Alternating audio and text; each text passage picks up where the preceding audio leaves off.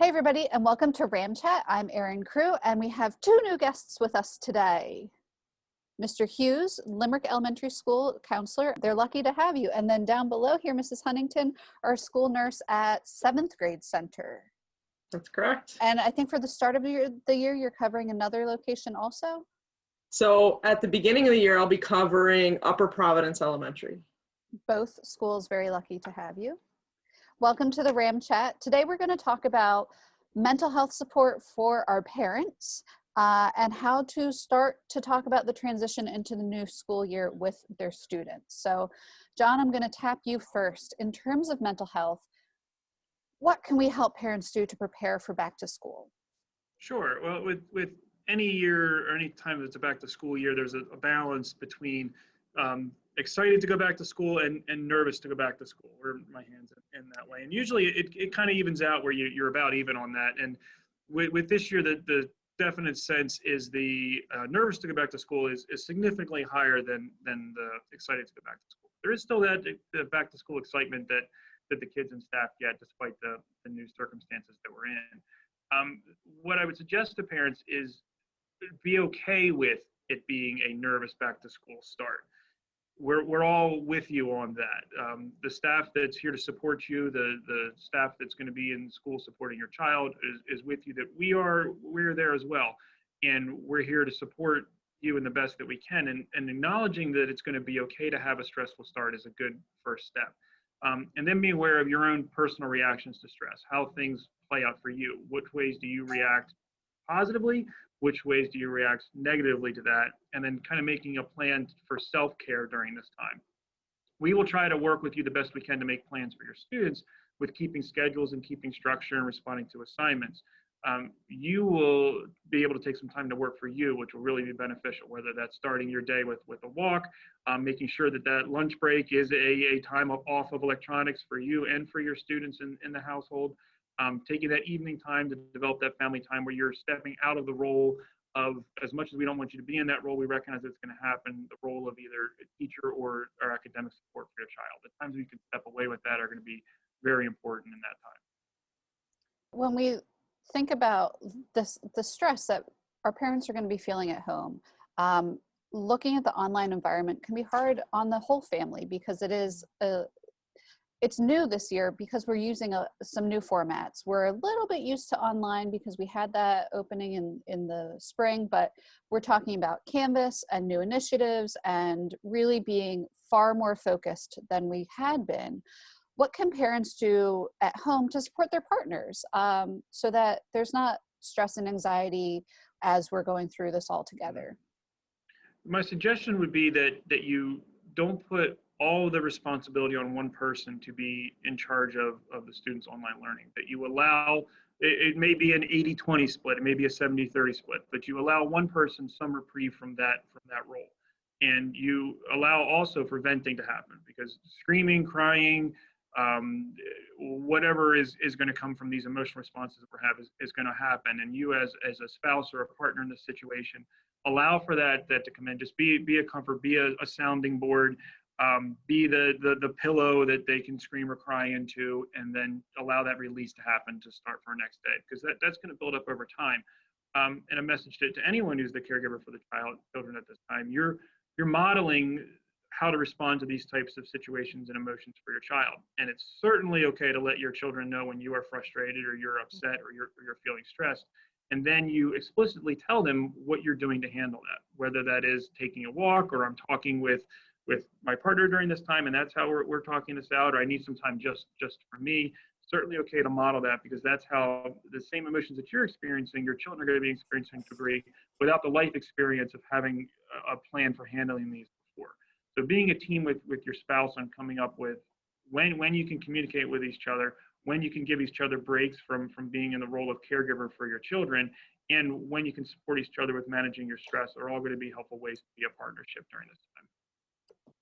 It's definitely nice to have that sounding board at home in a partner, but we do have families who are single parent households. So what can they do to maintain and regain their sanity when it's just that high stress situation and they need a minute?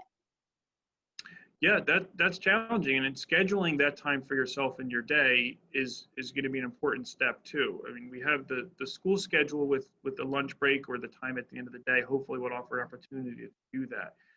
That comes back to that very much a self-awareness piece of how your body responds to stress, and how you mentally respond to stress, and taking those steps for you. Whether it's going to be something like a quick guided meditation, like we're going to have an example of, I believe, at the end of this program, Mhm. or finding some other kinds of outlets that help get your stress out.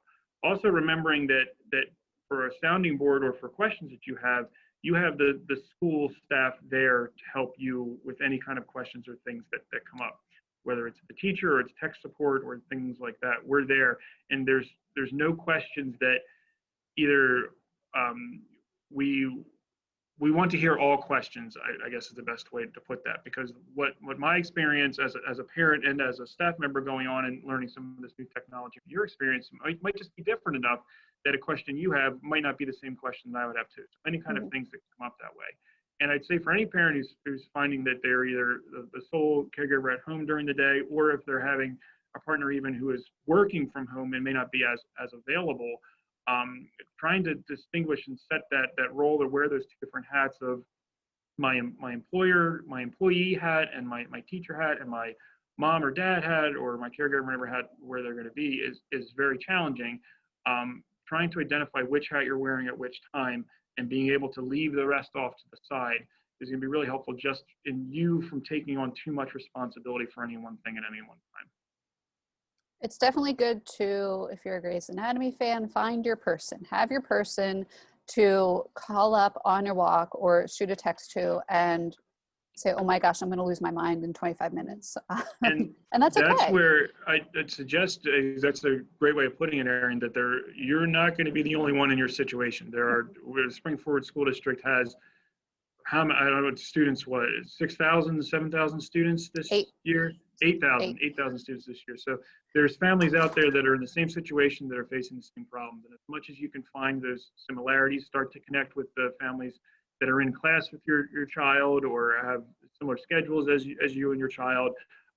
Team up with them and make them a sounding board. Let things go with them, and have opportunities to do that, because our children are going to need some social interaction too, virtually and outside, and as things change. So making more connections with the families that are going through the same experience we are is really good. And we will have Brian Aikens from Upper Providence come on at the end to give us a short guided meditation. And a lot of times people hear meditation and they think like, oh, I need to be in a dark room with 25 candles and crystals and calming music. You don't need to be. You can sit in the giant parking lot and take 3 minutes to ground yourself and sit quietly. You can sit in your garage when you get home before going back into the house and take that time for yourself. It can certainly be that seemingly simple, but that meaningful of an experience. And Brian will talk more into it now. It can be simply just as aware of, and this is one that happens to me as we're in a school building, as you feel like you're rushing from one place to another, pausing that rush and just becoming a really focused on your walk, literally the gait, how you're stepping from one to the other, your posture, where your shoulders are, how you're standing, taking just that time to reset. You'll find that slows you down, and that just makes you focus more for that time. And then you come into that next task with a different mindset than if you were rushing off to that. So Stacy, along with our mental health of coming back to school, let's talk a little bit about physical health and what parents can do for their students to prepare for back to school. We're Absolutely like a week and a half out, just under 2 weeks out. And it's going to be a big change going to school from home. It is an absolute big change for everybody. I mean, certainly none of us had planned for this huge change in our lives. I mean, it's, everybody's sort of feeling a loss of control. And I think one of the most important things is trying to help everyone, including ourselves, find ways to start gaining control over things that are going on in our lives. And the best way to do that is to start building routines back into our lives. And even when we go back into a school building from a regular summer into a fall, what we want to do is start building routine back into kids' lives so that they're prepared for school to start. So basically, we can start with a bedtime routine.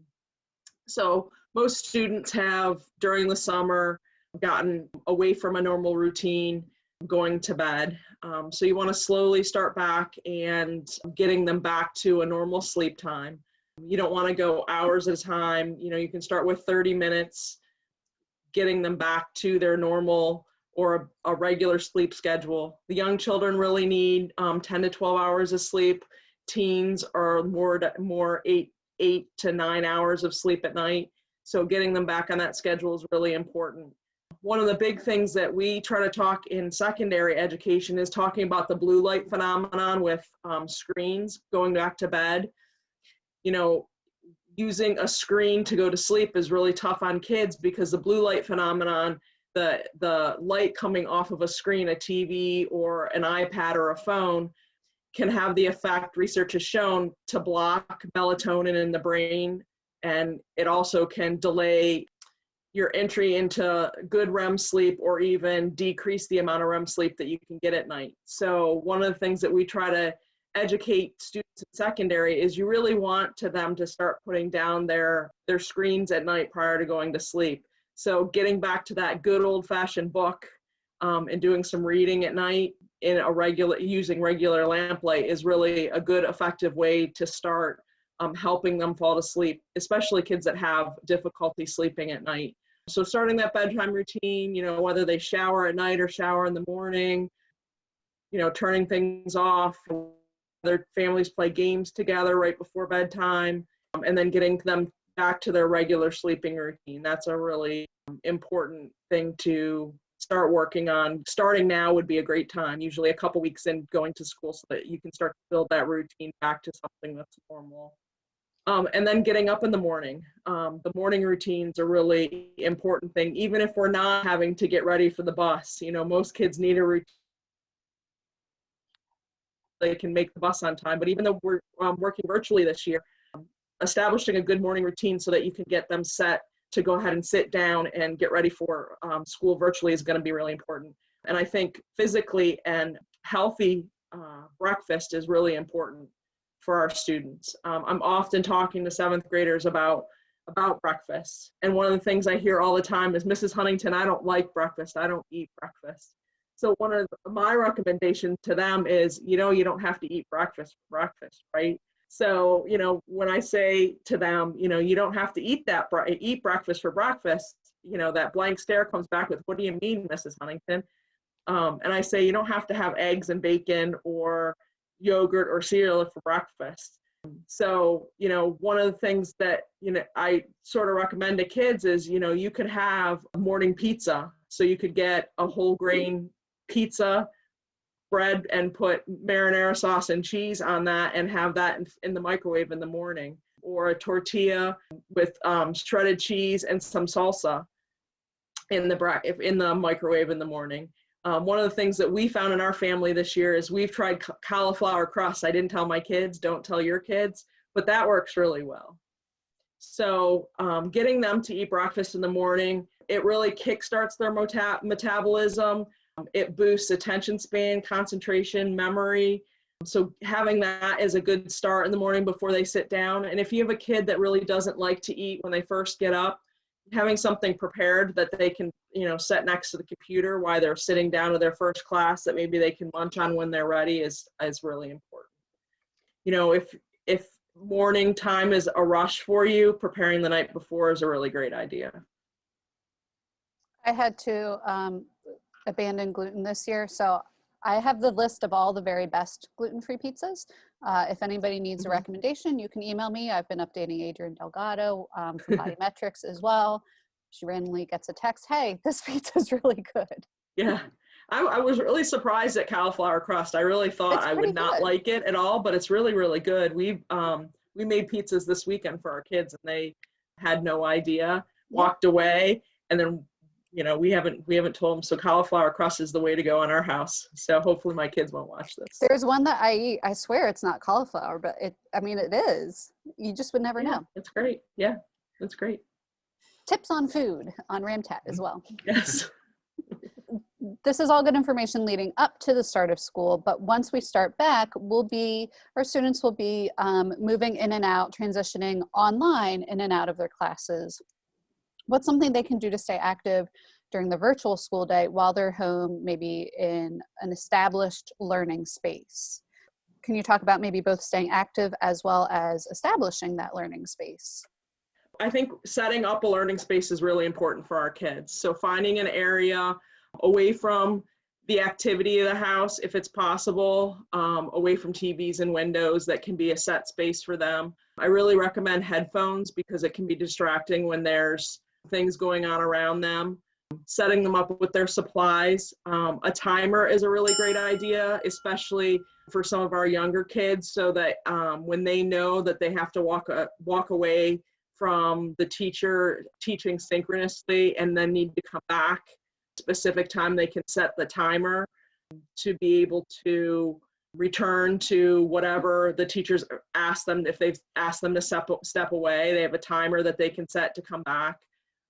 But, in those times, allowing them the ability, to set a timer and get up and walk around, or get up maybe to do, if they, just need to, run around the house for a minute, like take a jog around the circle. And, we have some planned breaks in for lunch and things like that. So planning their lunch time, if they have enough time, maybe going outside for a little bit and shooting baskets or whatever they like to do in that planned time, but having the timer available to let them know it's time to come back and sit back down. If they have, any activities that they do like to do. Some kids aren't as physical, but maybe just to take a second away to draw a little bit, because sitting in a chair is, debilitating for kids. They really do like to move around. Some kids may find that sitting in a chair doesn't work for them. Some kids might work better laying on the floor with their computer in front of them. If that works better for your child, I highly recommend for you to allow them to do that, or sitting on the floor with, like a lap desk type situation. That might be more advantageous for them. You might have to work with your child to find the seating arrangement that works best for them. Or, having a higher seating arrangement that has a desk where they can sort of, sit and stand and sit and stand, to give them a little bit of movement when they're working with their lessons or listening to the teacher. Sometimes that ability to move or adjust while the teacher is teaching will allow them to concentrate a little bit better. So I recommend that as well. So for our parents, we'll have information coming out next week from Dr. Gooden, from Building Principles, a beefed up version of how to go onto Canvas. Is it okay for our parents to cry and be stressed out? Absolutely. This is stressful for everybody. Your kids are never going to thank you for all of the things you do in the moment. You're going to be frustrated. Your kids are going to be frustrated. I think that there are going to be times of joy. Your child may look at you and give you the biggest hug because you've done something nice for them. But, a parent, I just sent a kid off to college and I haven't heard from him in a week. It gets frustrating. I'll look at my phone and literally cry. It's completely allowed. You're going to feel a rush of emotions in this time. There's going to be frustration, but we have to allow ourselves to feel the emotions that we're feeling and allow our kids to see that, we too feel those emotions, and help them see that we can adjust and pivot. My favorite Friends reference. So, we're teaching them to cope through, times that aren't ideal. So helping them to find ways to adjust to things that frustrate us, to fix things that we would like to see better. You're gonna feel those emotions too, and our kids are gonna feel them. So, we're gonna want to pick up our kids and carry them over the puddles as much as we can. But sometimes we have to let them walk through some of the puddles, just sort of find a way to solve those problems. We're sort of all in this together. Feel your emotions, let your kids feel your emotions, and we'll get through this together. You know, Yeah. with that frustration comes the joy and the magic of seeing your kids learn. And that's what, as school district employees, we get to see every day. We get to see every day what happens on a kid's face when they figure out how to solve this really difficult math equation. And that's not something that our parents get to experience. So while there will be that frustration, you also get to see that joy that comes with understanding something that they hadn't understood before. Right, and one of the things we're all going to walk away from this is a new skill set to some degree, whether it's a new skill set with technology, a new skill set with planning and organizing our days, or a new skill set with managing emotions. This is it's an opportunity to build something new and skill-wise. And Aaron, you had mentioned the amount of communication that certainly has already come out and is even to come out further in the next week and 2 weeks from administrative staff and even from teachers and things. Certainly the response at some point is going to be a breaking point where that crying or whatever release your frustration is going to happen. That is certainly okay. You can give yourself some reprieve in that if you start building organizational techniques like having a folder next to your email that if something looks like it's important, drop it in there, open it up later. It doesn't have to be looked at or responded right away, but that way you know where it is. You can have one folder for Canvas information, one folder from your teacher, things like that you can put in place. As Stacy had said, the planning and the being able to respond to what your stressors are is going to help you manage them immensely better. And then knowing that the releases are going to happen and that they're natural and they're okay, just takes some of that pressure off too. As the person who sends the emails, you can look at them later, but do look at them. There's a lot of good information in there. You don't have to look at them when I send them. Yeah. Right. But Well, yeah, there's some good stuff. Yeah. And the other part too is we as a school district also recognize that our lives are happening at the same time as all of these new parts of school are beginning too. And we recognize that concerns are coming up and that things, that, we don't expect are happening in your lives too. And that we're all here to support you as a district. So, as big changes are happening in your lives, as, high anxieties are happening in your homes, or maybe you're even having issues that are coming up, we really ask you to reach out to us. If you need supports, reach out to your teachers, reach out to your school counselor, reach out to your principal, even reach out to the school nurses. We're all here to be resources, to be advocates for your students and your families, and to be, resources to be able to assist all of you to care for your student and yourselves. Feel free, don't hesitate to reach out to us and let us know something's going on, because we certainly can work with you and your student to help overcome whatever challenges you are facing. We are going to have Bob Catalano from our Director of Technology come on next. I want to thank you both for coming on and having these really good, honest conversations. I think sometimes we all just need to hear it's okay to break down, it's okay to cry, it's okay to really celebrate what's going to be happening at home as well. And Rye, if you're watching, call your mom. Give her a call. It's okay. She just wants to say hi. Thanks, Aaron. Thanks, guys. Well, thanks. Bye. Bye-bye. Bob Catalano, you are our Director of Technology. You've been with the school district for quite a few years now, and we're going to talk about what parents should start to think about as we consider technology and what those first few days of school will look like. Are you all ready? I'm ready, yes. Okay. So Bob, let's start with Zoom. The end of last year, while we were still in our state mandated closure, technology department worked really hard to make sure that every teacher had a Zoom account in addition to Teams. But let's start off by talking about Zoom. Do students with loaned devices, the school district loaned devices, need to download Zoom as an app, or is it already there? Should they use the web-based version? What do you recommend? All of our student devices that we loaned out have the Zoom application pre-installed on. That's helpful. Yes, the teachers will send out invitations for their meetings and classes, and students will just need to click the link and they'll automatically be put into the Zoom class.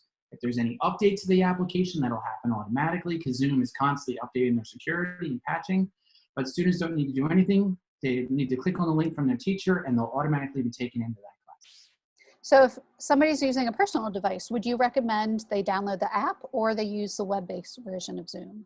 The great thing about Zoom is they can do it either way. They can pre-install it, or when they click on that link, it'll automatically go to Zoom if the application's not there and install the latest version.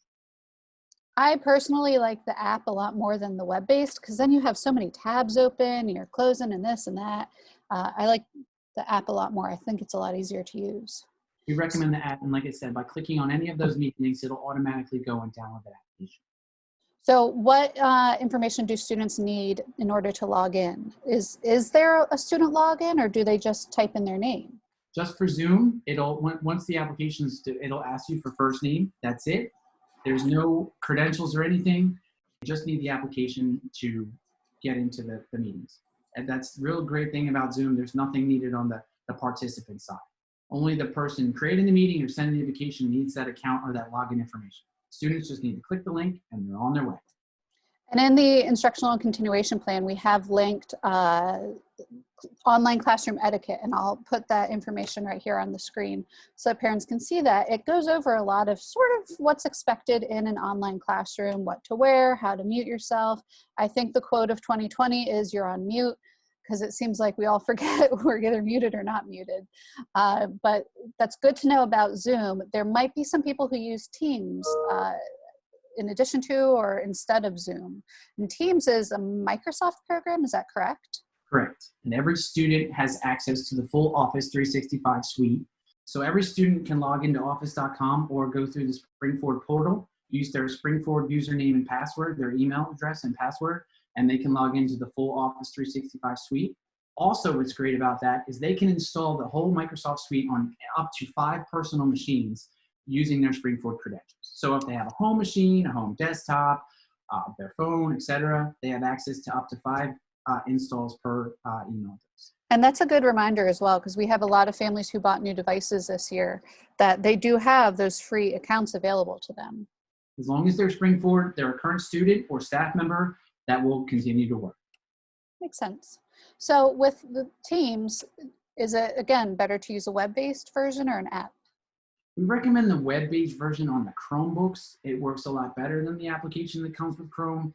If you have a Windows device, we do recommend the application. It depends on which platform you're on. Can we talk about Chromebooks for a second? Sure. Okay. So can you explain what is a Chromebook? A Chromebook is a computer that runs the operating system Chrome OS that Google has written. It is very browser-based. There's really no installing applications. You can install Android apps. I don't want anyone to get confused, but it's basically an online version, although our Chromebooks have an offline version. So if they do want to do homework or download anything, they can do that while they're on Wi-Fi and then go to the park and work on their stuff. And then when they come back to a connected area, then their stuff would sync up in the web. But it's like using the Chrome browser with Android, which are kind of like phone apps. So with what we're doing with our curriculum and everything that Springford's doing, it's fully functional in the Chrome OS because Canvas is web-based, Office 365 is web-based, the Google Suite is web-based. So everything we're doing in classroom, pretty much grades 3 to 12, can be totally completed on a Chromebook. We're using iPads in the K-1-2 curriculum. With the Chromebooks and some of our devices, over the summer, the technology department converted laptops to Chromebooks. What does that mean exactly? Because we're still giving the device out. People are still able to receive a device if they're needed. But there have been some questions about, I thought I was getting a Chromebook and this is a laptop. Can you explain a little bit about the difference there? It's still a Chromebook. It's the same computer, it's the same device, it's running a different operating system. There's no difference between a pre-purchased Chromebook and a laptop they convert to a Chromebook, because once you're in, the experience is exactly the same. And some benefits there is they boot really fast, they limit the resources being used, so the batteries last much, much longer. We wanted to give the students the ability to use the device almost the entire day and not have to charge them. Windows-based computers use much more resources and the battery won't last nearly as long. And for what we're doing, again, in our curriculum, there's no need for a full Windows-based computer. It's just, except for our specialty areas like Project Lead the Way or the Mac Labs, et cetera, 95% of our stuff can be done on a Chrome browser. And again, the experience, we want to be the same for everybody. We want extended battery life, and it just makes for a consistent experience across the gamut. Well, that's good to know. That really, it does help a lot to understand the difference, which is pretty much essentially like they're the same. A laptop is a Chromebook Exactly. is a laptop. It wasn't shipped that way, but at the end of the day, when you go and log in and use the device, it's exactly the same. And in fact, you're getting better resources, better performance, and better battery life by using it as a Chrome device instead of a Windows device. Interesting. So as we talk about the different applications and how people will be using them, let's talk about Canvas. We released Canvas to teachers last week, and they were super excited. I've already seen on the SFEA Facebook page that our teachers are jumping right in and using it to start to build their classroom spaces. The great thing about this is everything is in one place. Before, we had, like, I have 4 kids, and some of them are in Kahoot, and some are in Classroom, and some are in Canvas, and some are in a Remind. And the great thing about this, everything is in one place. From parents I've spoken to, that's the biggest complaint I've heard, is they have to go to 4 different things for all 4 of their kids. No longer. Everything is in one place. And when they go to their dashboard, their 5 classes will be there. All of their assignments will be in there. They'll turn things in through there. They can see their grades through there. It's a one-stop shop for everything. And once this is fully populated with all the content and we're fully up to speed with this, this is going to be a great resource for the district, parents, students, staff, everybody. So say the kids are in their English class and the teacher wants to have a Zoom meeting. They'll just log into Canvas. They'll go into their English class first period. The teacher will have the link there to the assignment for the day. They'll have a link to their Zoom class. They literally click the link. They're in the class. All their content's there. Everything the teacher has shared for each module, homework. If they have an assignment, it'll go on their Canvas calendar. They'll bring up their calendar and they'll see, oh, I have a math quiz on Friday, or my paper's due on Thursday. It's one stop shop for everything. Their assignments, their reading requirements, their content, their books, their homework, everything is right there. They will live on their Chromebooks in Canvas. They'll have full access to their Google Suite through there if they want to use the Office Suite through there. So if you want to use Word instead of Docs, it's totally up to the student. Everything is there in one place. So that was one question that we received from a parent question in the RAM chat question forum and I think it was more of a secondary question. Is it going to be difficult for a student to leave their first period class and then go into their second period class? It sounds like it's not. It's almost like a virtual schedule right in front of them. Exactly. They'll see, I have first period English, second period math. So they'll go into first period English, they'll click on the teacher's Zoom or Teams link, they'll attend that class. That class is over, they log out of that Zoom session, and they scroll down and they click on second period. And that teacher, if they're doing synchronous that day, they can click on that Zoom or Teams meeting, or maybe the teacher just has a reading assignment in there. They spend those 43 or 45 minutes in there, they close that one, and it's all on the same dashboard. Literally 2 clicks, you're in your next period class. You click on the next link, you join that teacher, you're off and running. So I understand that kids will be able to start to log in and see their space. Might not be populated yet with their classes. They'll have their classes available their first day, but our teachers are still building their spaces out. How do parents go in and see their Canvas space? Because they have a space as well, correct? The parents will get observer accounts, which is really cool. They'll be able to go in. Once we release this feature, the students or the parents will all get an email with onboarding instructions on how to go in and create their own account and a 6-digit code, which will then link them up to their students' Canvas. So they'll create their own account with the onboarding process, put that code in, and then they'll be able to see their students' classes, their homework assignments, their calendar to see, oh, Johnny, you have to study for that test on Friday. They'll be able to see everything the student's doing through that observer thing. And the cool thing is they won't be able to hurt anything that the kids are doing. Sometimes I would go in and view my son in student view, and I click on an assignment and then it wasn't shown anymore because it wasn't new, and my son would get upset with me. This is great. They can observe whatever they want. They can click on everything and they won't affect the student whatsoever. It is sometimes easy to click quickly and mess something up. But the observer view is an excellent feature. It's something we're currently working on, as well as all the other pieces of it. It's been a great experience getting this ready for everybody. And we have all the classes in, we have all the students in, we have all the teachers in. And we're continuing to add other features to make sure everything's ready for the teachers the first day of school. And then we'll concentrate on getting that parents to the portal out with the observer features, and we want to get them in as soon as possible. So I said last week in RAM chat, a lot of times I think your technology department, you just flip a switch and magic happens and everything's there. When you're talking about how much work happens on the back end for a parent to have an account that's already linked to their students and their students are already linked to their classes, it's like a flow chart. We have to go in, we enable the observer accounts, we have to generate those codes for all 8,000 students, and then we have to export that and get it matched up with the email thing so we can go out, because parent emails are not on campus. So we'll have to do an export, then tie it into our parent information, which is in Skyward, and then we can send out that information to each one of the parents. That is way more than my brain can handle. And I'm happy that you guys are on it because it's a big, big lift. And your focus, as you said right now, is on student and teacher accounts, and then we'll roll into parent accounts next. Our number one priority is getting the students and the teachers all set up in there, make sure they have their content, all the applications are tied in. So the first day of school, they can hit the ground running.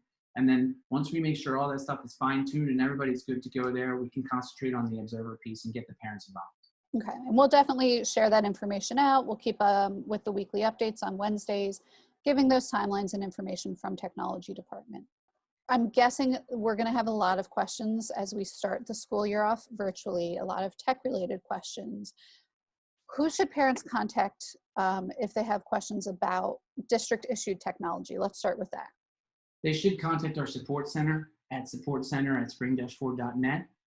Email is the best way because then a ticket is generated, nothing falls through the cracks, and we know exactly when they came in and we can address them in order. If they really want to talk to somebody, they can call us at 610-705-6200, and you'll speak with Randy, who's our help desk coordinator. And we plan on doing the Zoom rooms that we did last year when we started.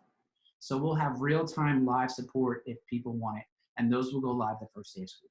Okay, those Zoom rooms were so helpful last year. So I know our parents will appreciate that. And Randy is just like the best human being in the world. She's a saint. You're lucky to have her. Let's say a parent has a question about their personal device and how to maybe download an app to their personal device. Would they contact you or would they contact the app builder? We really can't support personal devices. We can give you tips on things, but we can't troubleshoot personal machines. We can send you links to download things, but if it's a application from a third party, you'd probably be better off contacting the third party for support. Okay, that's good to know. We'd love to, but from a liability standpoint, there's only so much we can do with personal devices. Right, that makes sense. Let's say a student is having an issue accessing a Zoom class with their teacher. Who should they contact? If the teacher has posted a link and the kid can't get in, I'm not sure how much the teacher would be able to help them with that besides on the link. Again, they should contact Support Center. We'll try to walk you through that or find out what the issue is, especially if it's one of our devices. Then we could absolutely get in, but they'd be able to get into a Zoom room with us if Zoom was having an issue. I would contact Support Center, and we'll do our best to walk you through any issues you're having. Okay. We're probably going to have you back on as school starts. Maybe not for a RAM chat, maybe just like a really specific tech episode for our parents and our students to go through everything as we're kicking off the start of the school year. But these are great tips as we look to the next 2 weeks and what families can start to do to prepare for the back to school. I would love to come back. I love doing these. I love being on. I really appreciate you having me. I appreciate your time. And anytime you want to have me on, I would love to. I'd be more than willing. You got it. Thanks, Bob. Thank you.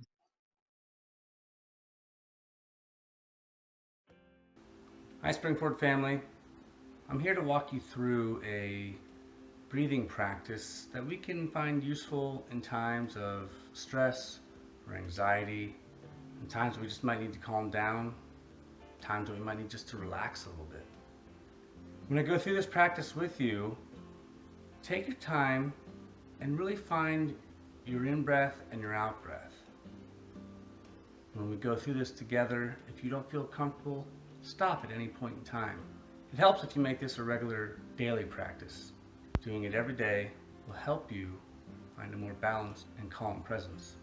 So to begin, let's find a place that would be comfortable, either in a chair like this, on the sofa, in your bed, sitting or lying. It's entirely up to you to find what's most comfortable. You can close your eyes or you can keep them open. If you do keep them open, just find a light gaze somewhere in front of you that you can focus your attention on. So to begin, find our comfortable seated position or lying down, and just notice that you are breathing. Notice where your in-breath starts and where it stops, and where your out-breath begins and your out-breath stops.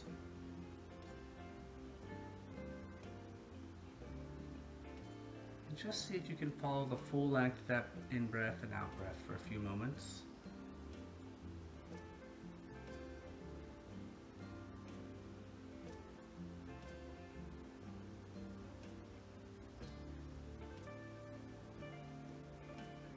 We're going to go through 4 steps of finding our breath. The first step is allowing your breath to be silent. A nice quiet in-breath and out-breath.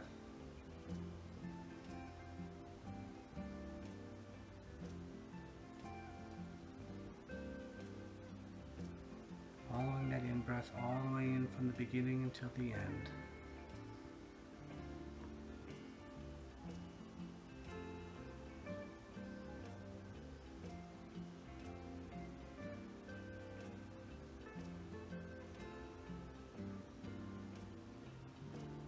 And then seeing if you can allow your breathing to be balanced.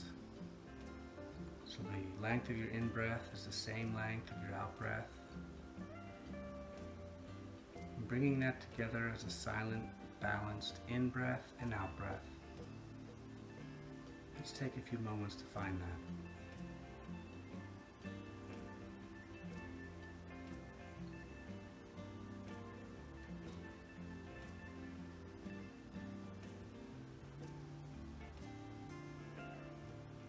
The easiest way to do this is just allow your breath to be natural. Right now you might be trying to force it, and that's okay.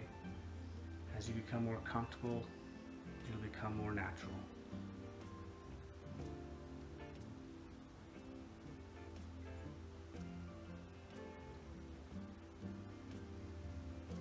Then see if you can allow your breath to be nice and smooth.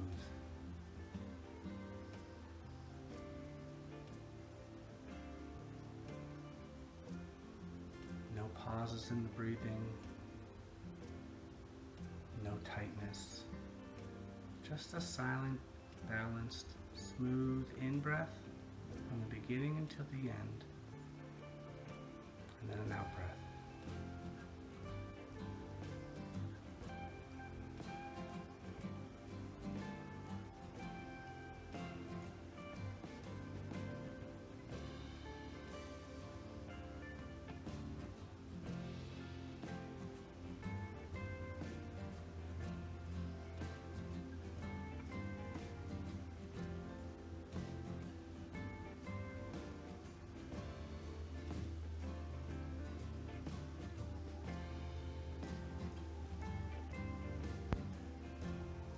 Find that silent, balanced, smooth, connected in-breath and out-breath. Just recognize that our breath is connected. So when we stop the in-breath, the out-breath automatically follows. When we stop the out-breath, the in-breath automatically follows.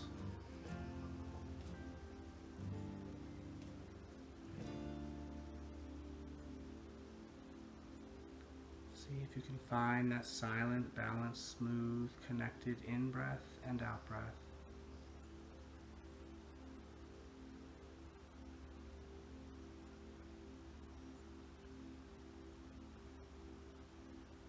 And you will get distracted, your mind will wander, and that's okay. Just kindly bring your attention back to that silent, balanced, smooth, connected in-breath and out-breath whenever you get lost.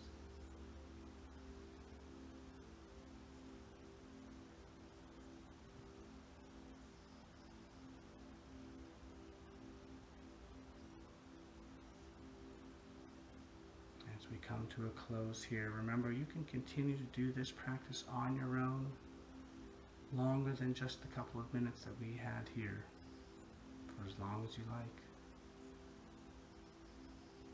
When you feel comfortable and you feel ready, you can slowly start to open up your eyes and reconnect wherever you're at.